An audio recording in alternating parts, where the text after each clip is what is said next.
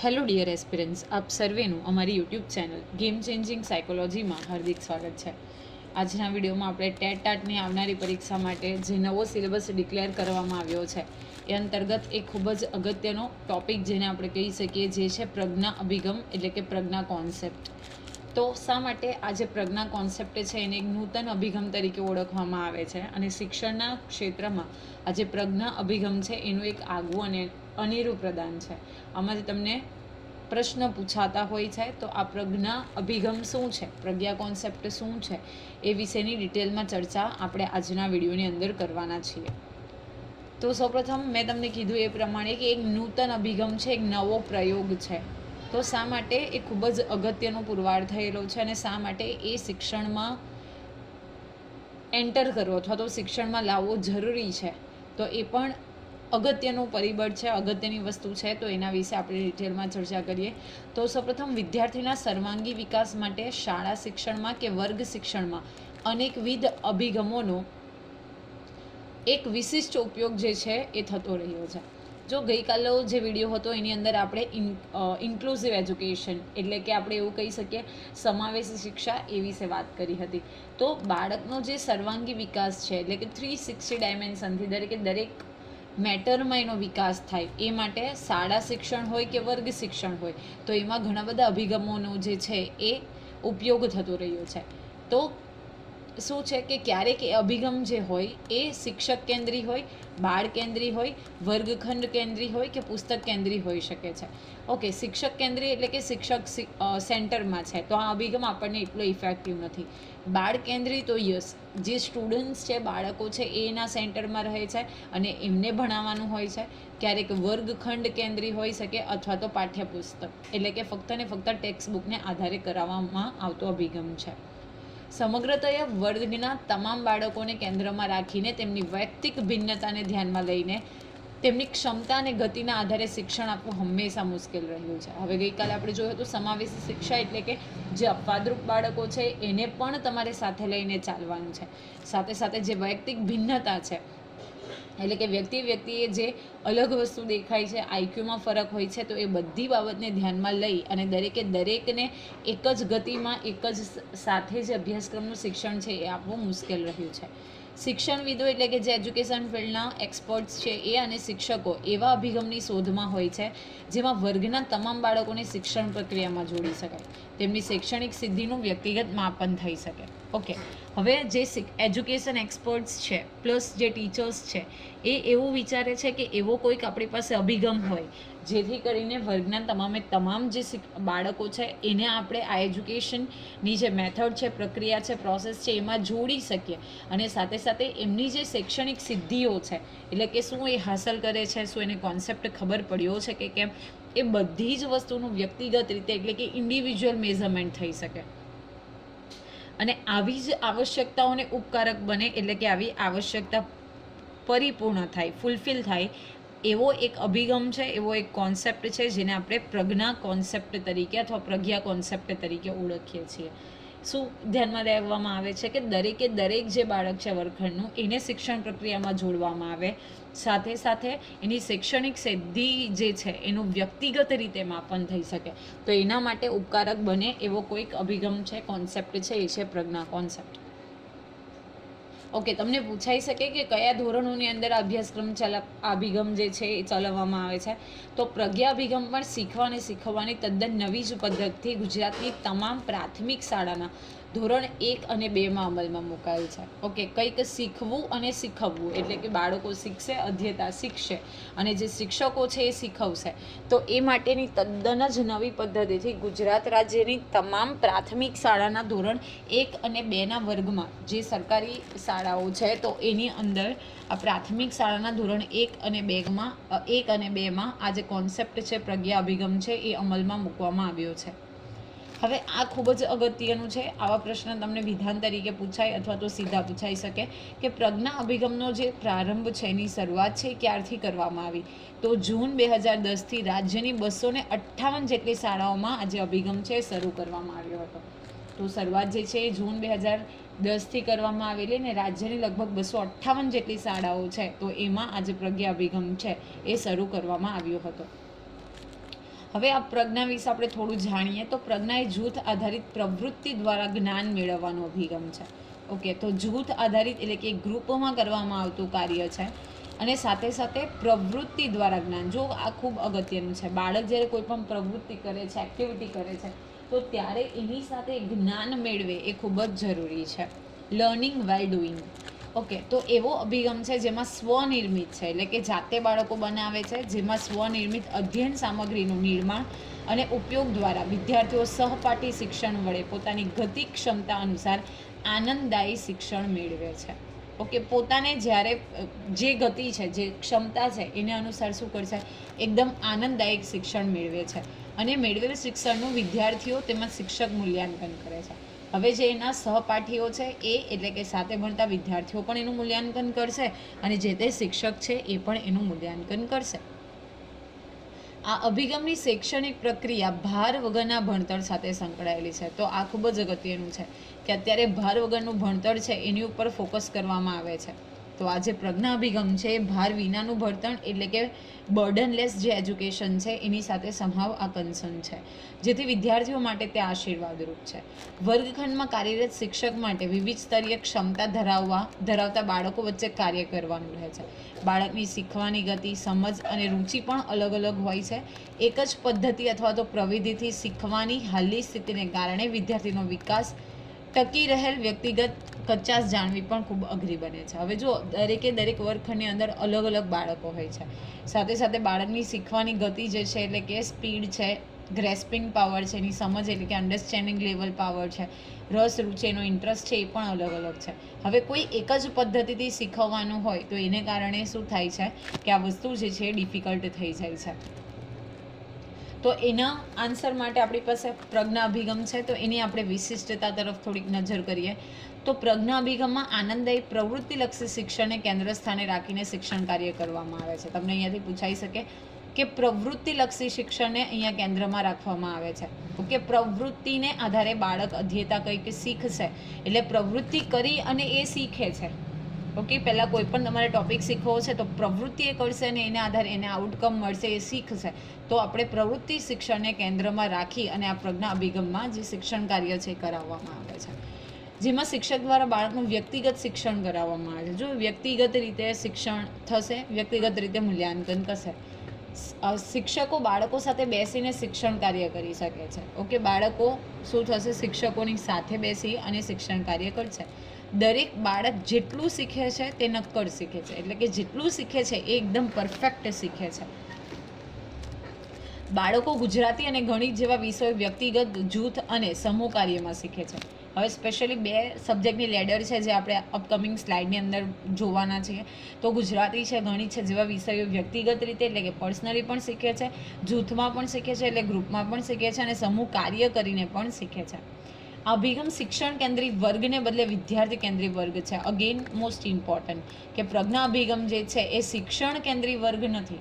Okay, એટલે શિક્ષણને વચ્ચે ધ્યાનમાં નથી અથવા તો શિક્ષણને સેન્ટરમાં નથી રાખવામાં આવતું, પણ વિદ્યાર્થી કેન્દ્રિત છે, એટલે કે સ્ટુડન્ટ સેન્ટ્રિક જે ક્લાસ છે એ બનાવવામાં આવે છે, જેમાં બાળક પોતાની ગતિ અનુસાર શિક્ષણ મેળવે છે. પોતાની જેટલી એબિલિટી છે એના આધારે બાળક શું કરશે, શિક્ષણ જે છે એ પ્રાપ્ત કરશે.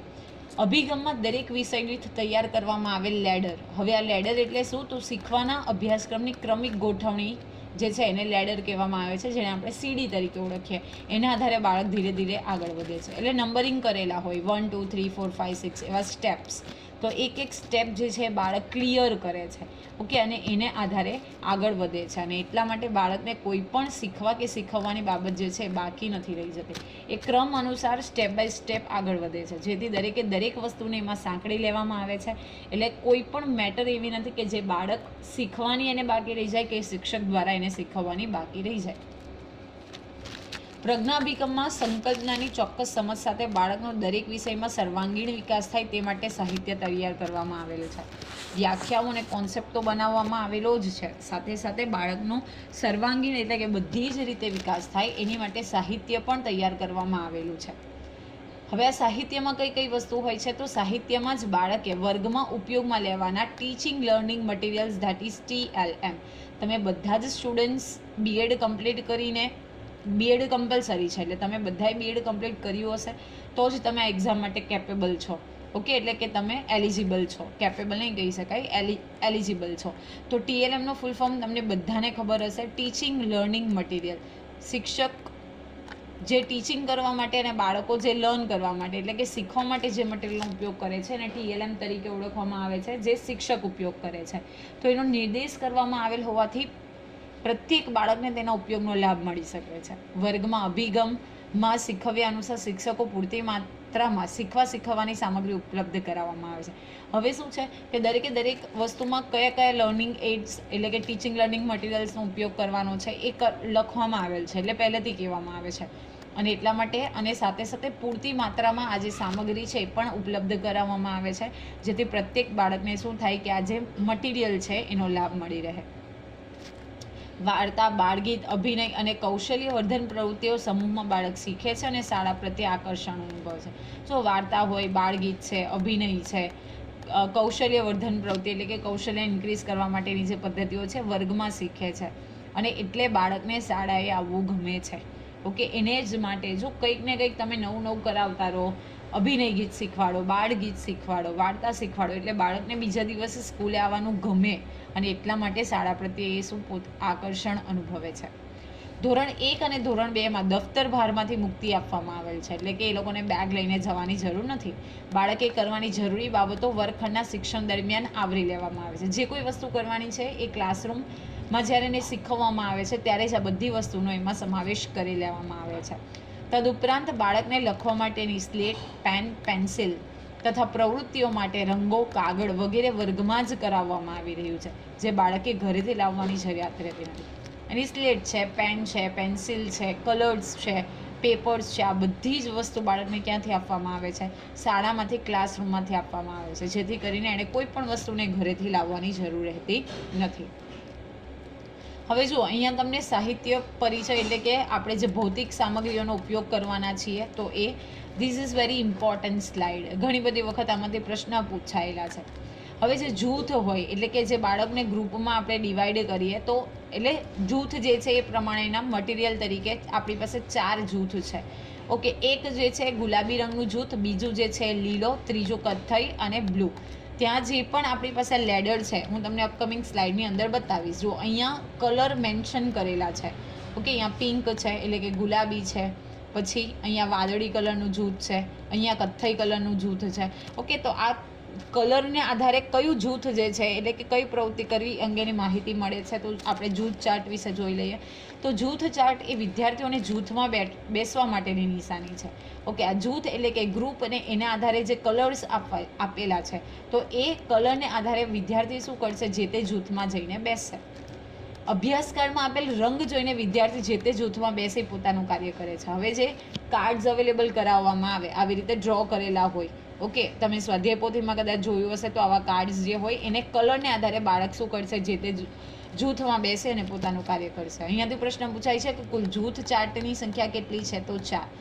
હવે કયો કલર જે છે કયું જૂથ બતાવે છે તો એ લખી લેજો, ખૂબ જ અગત્યનું છે કે ગુલાબી જે રંગ છે એ શિક્ષક સમર્થિત જૂથ છે, એટલે કે શિક્ષક ત્યારે શીખવાડશે. લીલો છે સહપાઠી એટલે કે એના જે મિત્રો સાથે કરશે. કથ્થઈ જે છે એ સ્વઅધ્યયન જૂથ છે, એટલે કે બાળક પોતાની જાતે પરફોર્મન્સ કરશે, પોતાની જાતે કરશે. અને વાદળી જે છે એ મૂલ્યાંકન જૂથ છે, એટલે કે એનું ઇવેલ્યુએશન કરવામાં આવશે. જો સૌથી પહેલાં આવશે ગુલાબી, જે શિક્ષક કરાવશે. લીલો જે છે એમાં સહપાઠી એટલે ગ્રુપમાં રહેશે. કથ્થઈ જે છે સ્વઅધ્યયન, પોતે જાતે અધ્યયન કરશે, શીખશે. અને વાદળીમાં શું કરવામાં આવશે? મૂલ્યાંકન કરવામાં આવશે. જૂથ ચાર્ટ ક્લોકવાઇઝ અથવા એન્ટી ક્લોકવાઇઝ વર્ગની દિવાલ ઉપર વિદ્યાર્થી સરળતાથી જોઈ શકે એમ લગાવવામાં આવે છે. હવે જે જૂથનો ચાર્ટ છે એ શું કરવામાં આવે? વર્ગખંડની દિવાલો ઉપર એવી રીતે લગાવવામાં આવે જેથી કરીને વિદ્યાર્થી શું કરશે? એને ઇઝીલી જોઈ શકશે. હવે આ જૂથ ચાર્ટ જે છે બંને વિષય એટલે આપણે જોયું કે ગણિત અને ગુજરાતી બંને માટે લાગુ પડે છે. અહીંયા તમને ધોરણ 1 અને 2નો ગણિત જે વિષય છે એનો જે ચાર્ટ છે એ ઇન્ડિકેટ કરવામાં આવેલો છે.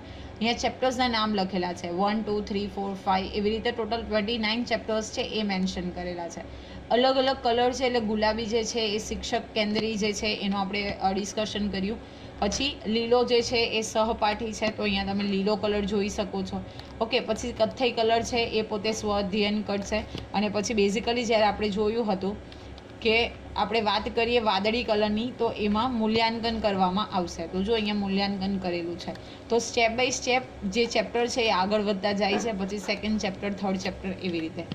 અહીંયા તમને કોન્સેપ્ટ આપેલો છે વિષય ગુજરાતી ધોરણ 1 અને 2. તો અહીંયા ગુજરાતીનું પણ એ જ પ્રમાણે શિક્ષકનું છે, સહપાઠીનું જૂથ આપેલું છે, સ્વાધ્યાયનું જૂથ આપેલું છે. ઓકે, પછી અહીંયા ચેપ્ટરના નામ લખેલા છે. તો તમે જોઈ શકો અહીંયા ટોટલ 19 ચેપ્ટર્સ છે. અને પછી અહીંયાથી આઉટ જો ઇનનો ઓપ્શન આપેલો છે. અહીંયા બાળક ઇન્ડિકેટ કરેલું છે જે એન્ટર થાય છે સિલેબસની અંદર. લેડર વાઇઝ જે આપણે સાપ સીડી રમતા હોઈએ એવી રીતે પોતે બધી જ એક્ટિવિટી આખા વર્ષ દરમિયાન કરે છે. અને ફાઇનલી અહીંયાથી આઉટ છે, જે તમે અહીંયા જોઈ શકો ગેટની બહાર બાળક જાય છે, એટલે કે એનો સિલેબસ કમ્પ્લીટ થાય. હવે લેડર એટલે શું? તો લેડર એટલે સિમ્પલ અભ્યાસક્રમ. અને વિદ્યાર્થીઓને જે તે ધોરણના વિષયના અભ્યાસક્રમ શીખવા માટેના અભ્યાસ કાર્ડને એક ચોક્કસ ક્રમમાં ગોઠવેલ છે. સો અહીંયા જે કોઈ કાર્ડ્સ છે એને ચોક્કસ અભ્યાસક્રમ અને ચોક્કસ વિષયને આધારે જ ગોઠવવામાં આવે છે. હવે લેડરમાં જે છે 2 પ્રકારના સંકેત છે, ગોળ અને ત્રિકોણ. હવે જો તમે ગોળ અને ત્રિકોણ એ 2 પ્રકાર તમે અહીંયા જોઈ શકો છો. કલરની હું હવે વાત નથી કરતી, હવે આપણે સિમ્બોલની વાત કરીએ છીએ. તો અહીંયા ગોળ છે અને અહીંયા ત્રિકોણ છે. તો 2 પ્રકારના જે સંકેતો હોય, એટલે કે 2 પ્રકારના સંકેત આપવામાં આવેલા છે, ગોળ અને ત્રિકોણ. હવે અહીંયાથી પણ પૂછાય છે કે ગોળ સંકેત જે છે અભ્યાસકાળ અંતર્ગત કાર્ય કરવાનું છે, અને ત્રિકોણ સંકેત જે છે સ્વ અધ્યયન પોથીમાં કાર્ય કરવાનું છે. હવે ગોળ છે એમાં અભ્યાસ કાર્ડ જે આપેલા છે એમાં કાર્ય કરવાનું છે બાળક, અને ત્રિકોણ જે છે સ્વ અધ્યયન પોથી એટલે કે જે સ્વાધ્યાય પોથી હોય એમાં એણે કાર્ય કરવાનું છે. હવે લેડરમાં ત્રિકોણવાળા જે સંકેત છે તેના કાર્ડ અલગ નથી, પરંતુ તેનું કાર્ય સ્વ અધ્યયન પોથીમાં કરવાનું છે. જો જે ત્રિકોણ છે તો એ આપણે જોયું કે એ જે છે એ સ્વ અધ્યયન છે, તો સ્વ અધ્યયન માટે અલગ કાર્ડ નથી આપેલા. ફક્ત જે અભ્યાસ કાર્ડ છે ગોળ એ અલગ આપેલા છે, અને જે ત્રિકોણવાળા કાર્ડ છે એ શું કરવાનું છે? સ્વઅધ્યયન પોથી એટલે કે જે સ્વાધ્યાય પોથી છે એમાં જ એણે વર્ક કરવાનું છે. લેડરમાં દરેક કાર્ડના નંબર આપવામાં આવ્યા છે, એટલે કે દરેક એકમમાં જે ક્રમશઃ કાર્ડના નંબર આપવામાં આવ્યા છે. હવે લેડરની અંદર જો નંબર આપેલા છે 1, 2, 3, 4, 5, 6, 7, 8, 9, 10 એવી રીતે. અહીંયા 14, 15, તો એટલા કાર્ડને આધારે જોઈ શકાય એટલે કે એટલા કાર્ડ અવેલેબલ છે. જો તમે અહીંયા 1 નંબર જોઈ શકો, અહીંયા 11, અહીંયા 12 છે, ઓકે, અહીંયા 4 છે, 3 છે. તો એ પ્રમાણેના જે નંબર છે એ નંબર પણ દરેક કાર્ડની અંદર આપવામાં આવેલા છે. વિદ્યાર્થીઓને શીખવા માટે જે કોઈ સામગ્રીની જરૂર પડે છે તે સામગ્રી જ્યાં સચવાય તેને TLM બોક્સ કહે છે, એટલે કે ટીચિંગ લર્નિંગ મટીરિયલ. તો વિદ્યાર્થીને શીખવા માટે, એટલે કે આપણે લેડર જોયું અને કાર્ડ જોયા, એ માટે જે કોઈ સામગ્રીની જરૂર છે, કોઈ પ્રવૃત્તિમાં કોઈક સાધનોની જરૂર છે, તો એને જ્યાં મૂકવામાં આવે, જેને સાચવવામાં આવે, જેને TLM એટલે કે ટીચિંગ લર્નિંગ મટીરિયલ બોક્સ તરીકે ઓળખવામાં આવે છે. જે કાર્ડમાં TLM બોક્સનો સંકેત તમે અહીંયા TLM બોક્સ જોઈ શકો છો, એનો સંકેત દર્શાવવામાં આવેલ હોય તે કાર્ડ અંતર્ગત કાર્ય કરવા માટે વિદ્યાર્થીએ TLM બોક્સમાંથી કાર્ડ સંબંધિત સામગ્રી લેવાની હોય છે. હવે અહીંયા આપણે જોયું કે અલગ અલગ નંબરના કાર્ડ હોય છે. હવે જે કાર્ડની અંદર TLMની સિગ્નેચર એટલે સાઇન કરેલી હોય, તો એના માટેનું મટીરિયલ બાળક ક્યાંથી કરશે? તો આ TLM જે બોક્સ છે એમાંથી એ સંબંધિત સામગ્રી જે છે એ લેશે. TLM બોક્સમાં વિષયને અનુરૂપ રો મટીરિયલ તેમજ શિક્ષક અને બાળક દ્વારા તૈયાર કરેલ વિવિધ સામગ્રી પણ મૂકવામાં આવે છે. રેડી મટીરિયલ તો મૂકવામાં આવે જ છે, ઓકે, જે તે વિષયને અનુરૂપ. સાથે સાથે જે શિક્ષકે પોતે બનાવેલી કોઈક સામગ્રી હોય યા બાળક દ્વારા તૈયાર કરવામાં આવેલું જો કોઈ સામગ્રી હોય તો એ પણ આ TLM બોક્સની અંદર રાખવામાં આવે છે. બાળકોને જરૂર પડે એવી સ્ટેશનરી જેમ કે પેન, પેન્સિલ, ચોક, રબર, સ્કેચ પેન, સ્ટેપલર, કાતર વગેરે પણ TLM બોક્સમાં મૂકવામાં આવે છે. હવે જે પેન્સિલ છે, pen, chalk, duster, colour, sketch pen, stapler, duster નહીં આવે, કલર, સ્કેચ પેન, સ્ટેપલર, કાતર, આ બધી જે રિક્વાયરમેન્ટની વસ્તુ છે એ પણ આ TLM બોક્સમાં મૂકવામાં આવે છે. જે તે કાર્ડ માટે જરૂરી TLM નાની સાઇઝમાં TLM બોક્સના સિમ્બોલમાં દર્શાવેલ છે, ઓકે. આવી રીતે TLM બોક્સનો સિમ્બોલ દર્શાવીને એ કાર્ડની અંદર મેન્શન કરવામાં આવે કે આ કાર્ડની અંદર તમારે TLM બોક્સની જરૂર છે. હવે જે આ બધા સાધન છે, એટલે કે TLM છે, જૂથ ચાર્ટ છે, લેડર છે, ટીચરની હેન્ડબુક એટલે કે ટીચર રેફરન્સ બુક છે, અભ્યાસ કાર્ડ એટલે કે આપણી પાસે જે કાર્ડ્સ અવેલેબલ છે એ અર્લી રીડર એટલે કે પહેલાં કાર્ડ સાથે બીજા કોઈ અભ્યાસ કાર્ડ મૂકવામાં આવેલ છે કે અર્લી રીડર, એ બધી વસ્તુઓની ગોઠવણી કેવી રીતે કરવાની હોય તો એ. તો સૌપ્રથમ છે જૂથ ચાર્ટ. તો વર્ગખંડમાં મહત્તમ 4 ફૂટની ઊંચાઈએ દિવાલ ઉપર જૂથ ચાર્ટ લગાવવામાં આવે છે. તો આ યાદ રાખવાનું છે, 4 ફૂટ જેટલી ઊંચાઈ ઉપર આ જે જૂથ ચાર્ટ છે એ લગાવવામાં આવે છે. પછી છે લેડર. તો વિદ્યાર્થી સરળતાથી સિમ્બોલ પર આંગળી ફેરવી શકે એટલી ઊંચાઈ લગાવવામાં આવેલી છે. અલગ અલગ આપણે જે સિમ્બોલ જોયા, ત્રિકોણ છે, ગોળ છે, તો એના આધારે એ આંગળી ફેરવીને જોઈ શકે એટલી ઊંચાઈએ લગાવવામાં આવે છે. પછી છે ટીચર હેન્ડબુક. તો શિક્ષકે હેન્ડબુક પોતાની પાસે રાખવાની હોય છે.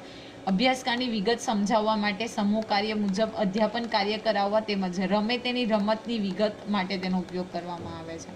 ઓકે, અભ્યાસકારની વિવિધ વિગતો સમજાવવા માટે, સાથે સાથે સમૂહ કાર્ય, અધ્યાપન કાર્ય કરાવવા માટેની આ જે રેફરન્સ બુક છે ટીચર હેન્ડબુક, જે ટીચર પોતાની પાસે રાખે છે.